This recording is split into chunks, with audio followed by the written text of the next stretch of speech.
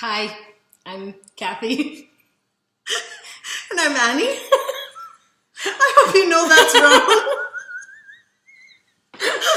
Okay. I'm Kathy. I'm Annie. And we're the Thrive Life Sisters.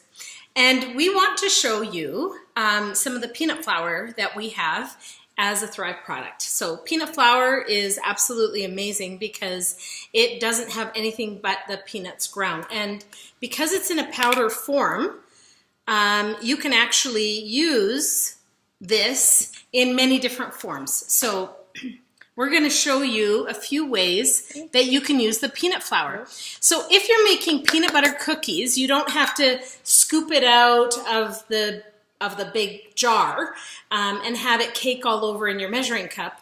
This, you just measure it out and it's like a flour. So it is a flour. So it doesn't stick, which makes it real nice.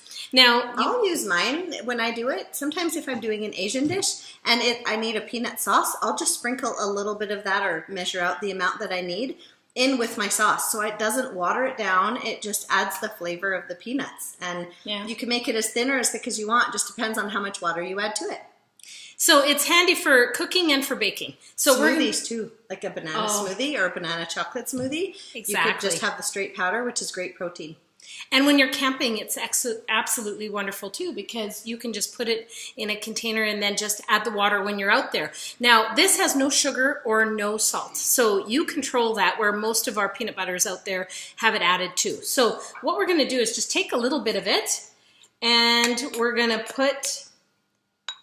just make a little bit and refresh it so that Sweetener? Yeah, we're going to put a bit of sweetener in there, and we use stevia. That's one of our common go-tos, sweeteners.